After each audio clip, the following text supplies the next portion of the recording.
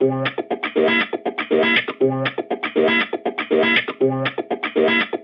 18 juin dernier, le groupe de presse SIE, éditeur du mensuel Le Club des 500 Magazine, recevait Jacques Séguéla au Quorum de Montpellier pour dire merde à la déprime. En partenariat avec l'agence Sens Inédit et la librairie Sorens, le célèbre publicitaire est revenu aux sources montpelliéraines pour lancer en exclusivité nationale son dernier livre. Jacques Séguéla présente pour la SIE Web TV son appel pour sortir de la morosité ambiante. Je ne suis pas revenu à Montpellier depuis 20 ans. Donc j'espère que le Yabon est toujours là, parce que j'ai passé plusieurs heures et fait la cour à quelques très jolies filles. J'espère que les filles sont aussi jolies qu'elles l'étaient quand j'avais 20 ans, c'est-à-dire il y a 60 ans. Et j'espère que le Yamieux reste toujours un peu en dessous du Yabon, parce que qu'est-ce que c'est que cette espèce d'imbécile qui a voulu faire mieux que celui qui était l'inventeur du système. Les journaux, mais je l'ai vu tout à l'heure en traversant que la ville s'était développée. Je ne pense pas que Fraiche, que j'aime beaucoup par ailleurs, c'est un personnage et que j'aime les personnages, ait choisi le bon architecte, parce que ça vieillit mal. Je le savais depuis le départ, moi j'aime beaucoup l'architecture, et je savais que ce n'était pas l'architecte qu'il fallait. C'était trop monumental, ce qu'il a fait à Paris en plus c'était pas très bien. Bon. Mais c'est pas grave, je pense que c'est une ville qui s'est beaucoup développée dans un climat économique difficile, parce qu'elle a quand même perdu ce que lui apportaient ses vignes, ce que lui apportait son artisanat, ce que lui apportait son industrie. Alors c'est vrai de toute la France, mais c'est encore plus vrai de cette partie-là, qu'elle n'a pas su devenir Toulouse, qui est la ville de l'aéronautique. Et Montpellier, c'est la ville des universités. Voilà, c'est tout, ça ne suffit pas. Qu'elle n'a pas su devenir Bordeaux, qui est une ville, une sorte de ville musée, où il y a eu tellement et Juppé a très bien fait son boulot pour en faire une sorte de petit bois, et qui a le vin pour la suivre, mais qui fait tellement mieux que Perpignan, qui est une ville qui s'est repliée sur elle-même et qui a laissé passer le coche, et a laissé justement quand même l'université à Montpellier. Et de moi, ce que j'ai perçu quand j'y vivais, quand j'y étais, ça ne s'est pas échappé, d'un certain art de vivre avec de la retenue. Montpellier, c'est une ville qui est un peu wasp. Elle n'a pas perdu ça, et ça finit par devenir une qualité. Alors que ça a été un défaut. Elle est un peu victime de son académisme, et cet académisme est en train de devenir une qualité. C'est une chose dramatique que je dis à moi, ce qui m'a fait écrire mon livre. 52% des jeunes veulent aller vivre ailleurs qu'en France. Le livre est écrit pour eux, d'abord pour mes gosses à moi. Comment c'est pensable qu'on puisse quitter le plus beau pays du monde? Nous, nos gosses de riches, ils rentrent, c'est gratuit, ils rentrent à l'âge de 2 ans, et ils sortent à 25 ans ou à 30 ans. Et tout ça est gratuit aux frais de l'État. Et ils se plaignent, c'est pas normal. Bon, c'est qu'on a fait un sondage sur 100 pays du monde. Quel est le pays où vous rêveriez de vivre? 99 ont répondu la France. Le 100e, la France a répondu non, pas moi. Alors on a posé une deuxième question. Alors vous les Français, où voulez-vous vivre ailleurs? À 88%, ils ont répondu en France. Donc on est quand même complètement schizophrénique et complètement paradoxaux. Les Français sont 2 fois plus riches qu'il y a 80 ans. Est-ce qu'ils sont 2 fois plus heureux? Non, ils sont 2 fois plus malheureux. Quel est le pays du monde le plus heureux? Le Bhoutan. Et le roi du Bhoutan a transformé le produit national brut en bonheur national brut. Et ça marche. Et tout le monde est heureux. Le bonheur, alors, certes, l'argent fait le bonheur, et encore, disons qu'il y contribue. Bon. Mais le Français est plus riche que l'Américain moyen. Le Français est plus riche que l'Allemand moyen. Il y a des Allemands qui travaillent pour 6 euros de l'heure. 6 euros de l'heure. La femme de ménage en France gagne 10 euros de l'heure. Alors, oui, ça va mal, oui. Bien sûr qu'il y a du chômage. Les chômeurs sont assistés pendant 2 ans. Les chômeurs touchent leur salaire pendant 2 ans. C'est le seul pays du monde où on arrive à assister les chômeurs pendant 2 ans. C'est le pays du monde où il y a le plus de gens qui ne sont pas au chômage, c'est-à-dire de fonctionnaires. On est le pays du monde où il y a le plus de fonctionnaires par tête d'habitants. Donc, oui, ça va mal. Oui, il faut se tenir les coudes. Bon, et comment on peut arriver tous ensemble à sortir plus vite de la crise en reprenant le moral? Tu prends des sportifs, ils arrivent sur le terrain, ils ont le moral dans les godasses, même si c'est le PSG, ils en prennent plein la gueule. S'ils ont le mental, s'ils y croient, c'est vrai, tellement vrai dans le rugby. Bon, s'ils y croient, ils vont gagner le match. Ce que les Français rejettent le plus, c'est la politique. Et comme ils ne lui donnent plus de crédit, ni aux uns ni aux autres, qui sont persuadés que la droite ne ferait pas mieux que la gauche et que Sarkozy ne ferait pas mieux que Hollande, ils ne voient pas pourquoi ils renverseraient le régime. Je ne crois pas à une émeute. On les use, les hommes politiques. Ils sont victimes des médias. Ils se laissent avoir par les médias. Ils ne pensent qu'à ça. Ils ne pensent qu'à leur image. Ils ne pensent qu'à leur code de popularité. Ils pensent qu'au petit mot, d'où Twitter, qui est la pire invention du monde, devrait être interdit aux politiques. Moi, si j'étais président, j'interdirais à tous mes politiques d'utiliser Twitter parce qu'ils veulent faire les malins en 14 signes, en 14 mots, 140 mots, je ne sais plus combien il y en a. Et ils ne savent pas le faire. Et donc, c'est là où tout dérape. Et puis, ils ne pensent qu'à ça, etc. Au lieu de se concentrer. Je pense que les hommes politiques, même s'il y a toujours des contre-exemples comme Cahuzac, sont des hommes et des femmes, et de plus en plus des femmes, et encore plus des femmes, qui donnent leur vie à la France comme un prêtre donne sa vie à Dieu. Ça mérite beaucoup de respect. Alors ils sont plus ou moins exubérants, fraîches, et alors? Il a tellement fait pour cette ville. Tout n'a pas été bien, mais tellement fait pour cette ville. Bon. Pourquoi on lui a bousillé sa vieillesse? Ils l'ont tué à force de lui taper dessus de tous les côtés, les médias. Donc, je pense ensuite que, évidemment, on manque de génie. Il y a eu deux génies, il y a eu De Gaulle et Mitterrand, et puis après, ça peut venir. Mais la génération là, qui a entre 25 et 35 ans, celle-là, elle va d'autant plus reprendre le flambeau qu'elle invente cette nouvelle société du moins mais mieux, qui sera vraiment la société du futur. Et puis parce que, comme je le dis dans mon livre, c'est la première génération qui est plus informée que ses parents. C'est la première génération qui est plus interactive que ses parents.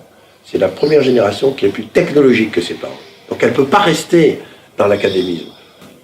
Et c'est une génération qui travaille moins, mais tellement mieux que la nôtre.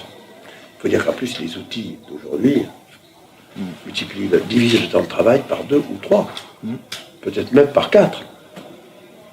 Le drame de la France, c'est qu'elle a perdu du temps. C'est qu'on est le pays le plus assisté du monde. On est le pays où il y a le plus de fonctionnaires du monde. Évidemment qu'il faut que ça change. Et on veut rester à la retraite à 62 ans, alors que les autres sont à 67. Tout ça sont des imbécilités politiques, mais ça fait rien. Tout ça va finir par se faire, va s'arranger. Depuis tellement riche, le français moyen est plus riche que l'américain moyen, et plus riche que l'allemand moyen. Si un politique osait leur dire ça, c'est dans tous les chiffres économiques, je n'invente rien. Tout banquier, tout financier vous le dira. La France, le pouvoir d'achat, là on se plaint parce qu'on a perdu 0,9 du pouvoir d'achat. Et je plains tous les gens qui n'y arrivent pas, bien sûr.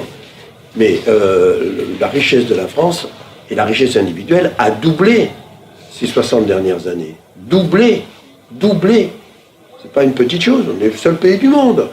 Sauf qu'on prend les pays émergents qui a eu une telle richesse. On est le pays qui est la première industrie de luxe du monde. 40% du luxe qui se porte dans le monde est français. On est le pays qui est numéro 1 en agriculture. On est les premiers agriculteurs du monde, mais à part évidemment la Chine qui est un continent ailleurs. La plaine de la Beauce, à 10 km de Paris, est un des deuxième ou troisième plus grands greniers à blé du monde. On ne mourra jamais de faim dans ce pays. Il peut tout se passer. Il peut y avoir 22 guerres. On est un pays béni des dieux. Notre gastronomie est au patrimoine universel, au patrimoine mondial. Il y a deux cerveaux il y a le cerveau de la raison, il y a le cerveau de l'émotion. L'émotion, ça se passe ici, c'est sur le cortex frontal. En France, il est moins développé que dans les autres pays. Pourquoi? Parce que notre autre cerveau est plus développé que dans les autres pays. Pourquoi? Parce que Pascal, parce que la rigueur, parce que la rationalité, parce que HEC de merde, parce que Polytechnique de merde, parce qu'École centrale de merde, parce qu'on a complètement formaté nos élites, etc. Très brillantes, magnifiques. Mais on a complètement oublié, tout s'est basé sur le quotient intellectuel, le QI, qui a décidé de toutes les embauches de patrons en France pendant un siècle, et on a oublié le quotient émotionnel. Ça ne veut pas dire que le quotient émotionnel doit remplacer le QI, ça veut dire qu'il doit y avoir un mariage entre les deux. C'est merde à la déprime, c'est le slogan du moment, j'en veux pas d'autre. La communication, c'est un chapitre de mon livre, c'est la communimutation. C'est la plus grande révolution culturelle, technologique, industrielle de tous les temps, le net. C'est la plus belle idée depuis l'invention de la communication. Il y a eu Gutenberg, et puis il y a eu Marconi. Et on a pensé que la révolution télévisuelle serait la dernière des révolutions, qu'on ne pourrait pas aller plus loin. Que maintenant on avait l'image qui est partout, instantanément, etc. On avait oublié une seule chose, c'était une image égoïste. C'était une image qui ne communiquait pas. On appelait ça la communication, et moi je m'appelais un communicant. Et au XXe siècle, plus on s'est parlé, moins on a communiqué. Et donc, on entre maintenant dans la vraie communication, qui est celle qu'on va se parler enfin les uns les autres. Et ça va changer le monde. Parce que le net te met en face de toi-même, des autres et du monde. Aucun média n'a jamais pu faire ça. La télévision te met en face d'un écran. La radio te met en face d'un auditeur de l'autre côté. C'est déjà presque plus avancé dans l'interactivité que la télévision. D'ailleurs, l'interactivité à la télévision ne marche pas. La radio, ça marche plutôt. Les émissions qui sont interactives, ça fonctionne à peu près. Le journal te met en face de toi-même. Mais il n'y a qu'un média qui te met en face de toi, en face des autres, en face du monde. Et en direct, en temps T. Depuis 40 ans, je fais la pub d'Afflelou. Les fous d'Afflelou, il n'a même pas changé de slogan. Bon. Il est resté à l'agence et un jour, il m'a dit j'ai une idée, pour chaque paire de lunettes, je vais vous en offrir une autre. Et je suis allé le trouver il y a 2 mois, quand j'écrivais mon livre, et je lui ai dit ta nouvelle idée, c'est pas ça. C'est pour chaque paire de lunettes, je vais en offrir une à un petit gosse qui n'y voit pas. Et c'est tout, si tu veux, le trajet de la publicité des années 80, des années fric, des années frime, des années à la fois libérées, merveilleuses, qu'on a vécues à cette époque-là, à cette société généreuse de partage, d'intercommunication, d'interactivité qui s'invente. Avec, aujourd'hui, à l'époque, on vivait tous pour le droit à la propriété. Un Français sur 2 est propriétaire. Toute sa vie, il achète son lopin de terre, il se construit sa petite maison. Jusqu'au jour de sa mort, où il la laisse en héritage à l'État, qui lui prend 50% de ce que ça vaut. Et qui fout la merde chez les héritiers qui n'arrivent même pas à payer les droits d'héritage. C'est ça, la vie d'un Français. La vie d'un Américain, c'est pas ça. Il loue. Il loue. Voilà. Alors, je raconte dans mon livre que la perceuse, une perceuse en moyenne en France utilise 12 minutes par an. Et on achète encore des perceuses. Mais pourquoi faire? Pourquoi faire?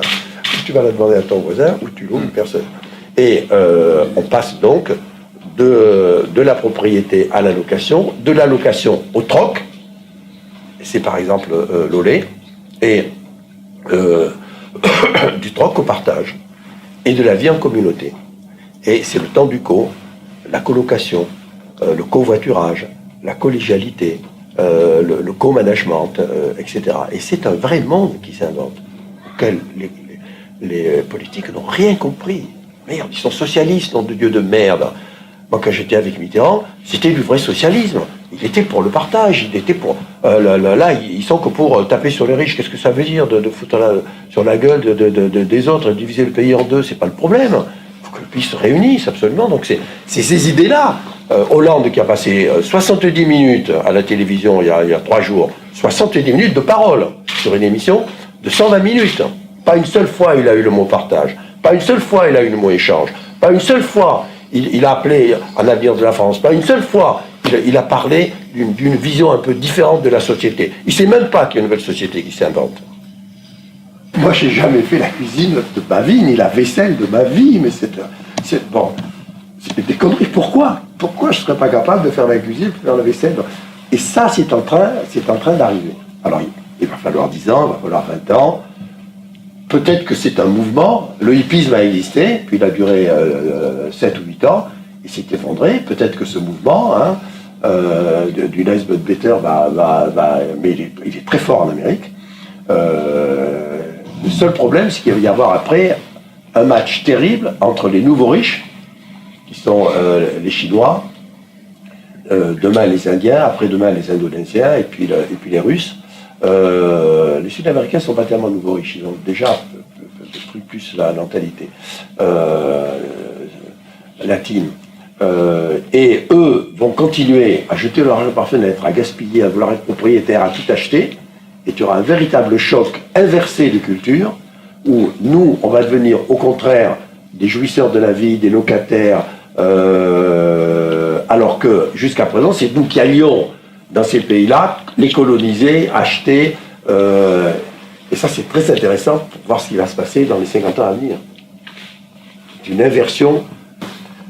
Et d'ailleurs, les femmes sont plus malines que les hommes, parce que les hommes, les femmes qui sont en train de conquérir le monde. Elles ne vont pas sauver l'humanité, comme on dit, elles vont sauver l'humanisme, grâce à ces valeurs qu'elles apportent au monde. Mais elles ne se sont pas trompées. 2 tiers des femmes travaillent, les emplois de l'information et de l'informatique et de la publicité, d'ailleurs de tout ce qui touche aux télécommunications, l'information, sont à 2 tiers occupés par les femmes. Donc quand elles ont choisi leur métier, elles sont parties dans ces métiers d'avenir. Qu'ont choisi les hommes? La banque, regarde à quel est tassée, et l'automobile, regarde à quel est tassée.